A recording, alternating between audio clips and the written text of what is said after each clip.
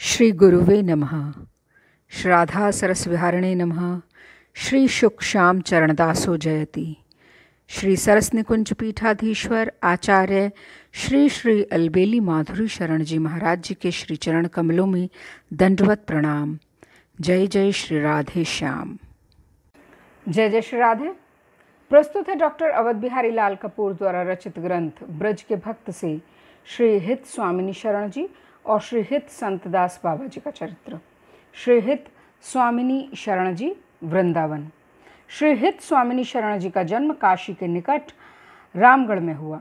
पिताजी राम उपासक थे, इसलिए उन पर भी प्रारंभिक संस्कार राम भक्ति के पड़े। 10 वर्ष की अवस्था में वे श्री भगवान के दर्शन करने के उद्देश्य से घर से निकल पड़े। 12 वर्ष तक वन प्रांतों में भ्रमण करते हुए सिया राम नाम का उच्चारण करते रहे। 22 वर्ष की आयु में वे ब्रज पहुँचे। वहाँ रासलीला देखकर बहुत प्रभावित हुए।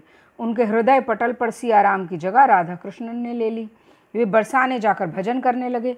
12 वर्ष तक बरसाने रहे। बरसाने में राधा रानी के सानिध्य में भजन करते करते अंत में उनकी अनन्य निष्ठा हो गई। वे राधा वल्लभ संप्रदाय में विधिवत दीक्षा लेकर राधा जी की एकांतिकी भक्ति करने की बात सोचने लगे। राधा वल्लभ संप्रदाय में छोटी सरकार के गोस्वामी श्री मोहनलाल जी के प्रति वे विशेष रूप से आकर्षित हुए और उनसे दीक्षा देने की प्रार्थना की। गोस्वामी जी राधा जी में उनकी अनन्य निष्ठा देखकर प्रसन्न हुए और उन्हें दीक्षा देकर राधा वल्लभीय उपासना में परिनिष्ठित किया। राधा वल्लभ संप्रदाय में राधा नाम की उपासना की विशिष्टता है। राधा नाम को साक्षात राधा का रूप मानकर उसकी वैसी ही सेवा पूजा की जाती है जैसे श्री विग्रह की जाती है। स्वामिनी शरण जी ने अवचल रूप से राधा नाम की उपासना की। कहते हैं कि श्री राधा के विरह में उनके वक्र स्थल पर राधा नाम प्रकट हो गया, जिसे सभी लोग देखकर चमत्कृत हुए। राधा नाम वे तमाल वृक्ष की सूखी डाल पर लिखकर भक्तों को सेवा पूजा के लिए दिया करते। उन्होंने जयपुर में विशेष रूप से राधा नाम का प्रचार किया। जयपुर के श्री सरस माधुरी शरण जी महाराज से उनका घनिष्ठ संबंध था। आज भी जयपुर में उनके बहुत से भक्त हैं जो प्रतिवर्ष उनकी जन्मतिथि पौष शुक्ला द्वितीया पर 7 दिन का उत्सव बड़ी धूमधाम से मनाया करते हैं। एक बार मदन टेर के निकट नंदराम जी के बगीचे में उनकी कुटिया पर चोर आए। वे उस समय कुटिया के बाहर जा खड़े हुए और बोले, कुटिया में सब कुछ तुम्हारा है, वाणी ग्रंथ छोड़कर और जो चाहो सो ले जाओ। चोर सब ले गए, पर वाणी ग्रंथों को उन्होंने स्पर्श भी नहीं किया। उन्होंने हितानंद सागर आदि कुछ ग्रंथों की रचना की, जिसमें से हित स्वामिनी 25, हित 40 और कुछ फुटकर पद प्रकाशित हुए। उनके बहुत से शिष्य हुए, जिनमें श्री संतदास जी का नाम विशेष रूप से उल्लेखनीय है। और अब प्रस्तुत है श्री हित संतदास बाबा जी का चरित्र। श्री हित संतदास बाबा जी वृंदावन। आज से लगभग 50 वर्ष पूर्व वृंदावन के परिक्रमा मार्ग पर वाराह घाट से आगे एक बगीचे के भीतर छतरी में बाबा संतदास जी रहा करते थे। वे जम्मू के रहने वाले थे। राधा वल्लभ संप्रदाय में गोस्वामी राधालाल जी से दीक्षित थे और श्री हित स्वामिनी शरण जी के भेक शिष्य थे। बड़े संत सेवी थे। नित्य ब्रज के 10-12 गांवों से आटे की भिक्षा करते, अपने हाथ से रसोई बनाकर ठाकुर को भोग लगाते और संतों को पवाते। संत सेवा के पश्चात संध्या समय स्वयं भोजन करते। जो भी साधु उनकी कुटिया पर आता वो भूखा न जाता। चित्रकूट के करवी स्थान के महंत श्री जगदेवदास जी भी बड़े संत सेवी थे। वे बहुत वैभव संपन्न थे। अपने सारे वैभव की सार्थकता संत सेवा में मानते हुए दिन रात उनकी सेवा में जुटे रहते थे। एक बार कुछ संत वृंदावन में संतदास जी के स्थान पर कुछ दिन रहने के पश्चात घूमते फिरते चित्रकूट पहुँचे। जगदेवदास जी उन्होंने संतदास जी की संत सेवा की बड़ी प्रशंसा की। जगदेवदास जी एक बार वृंदावन पधारे। संतदास बाबा के दर्शन की लालसा से पूछते पूछते मदन टेर पहुँचे।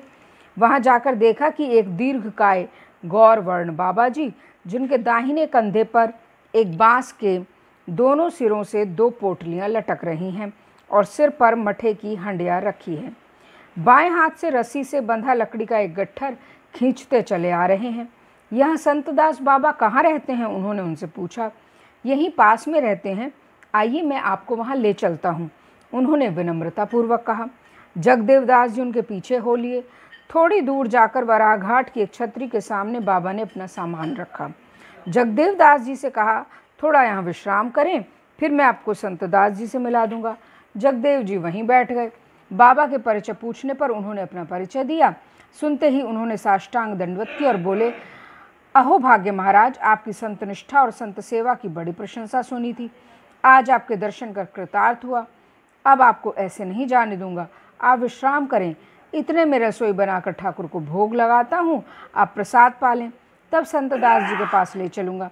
नहीं बाबा, मैं प्रसाद नहीं पाऊँगा, पहले संतदास जी के दर्शन करूँगा, कहते हुए महंत जी उठ खड़े हुए। पर बाबा कब मानने वाले थे। हाथ पकड़कर बलपूर्वक बैठाकर उन्होंने विनम्र भाव से कहा, महाराज ऐसा ना करें, न जाने मेरे कौन से पुण्य से सहसा उदय होने पर आपने दर्शन दिए। अब यदि मेरी सेवा ग्रहण किए बिना ही चले जाएंगे तो मुझे अपार दुख होगा, मैं ऐसे न जाने दूंगा।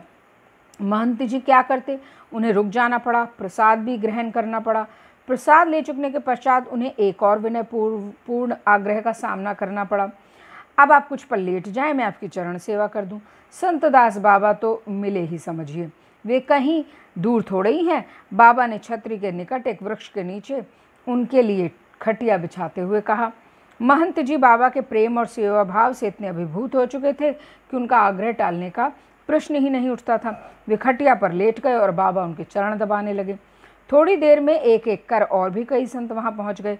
बाबा को एक नए साधु की चरण सेवा करते देख एक ने कौतूहलवश पूछा, ये महात्मा कौन है बाबा? आप चित्रकूट के करवी स्थान के महंत श्री जगदेव दास जी हैं, यहाँ कैसे पधारे हैं?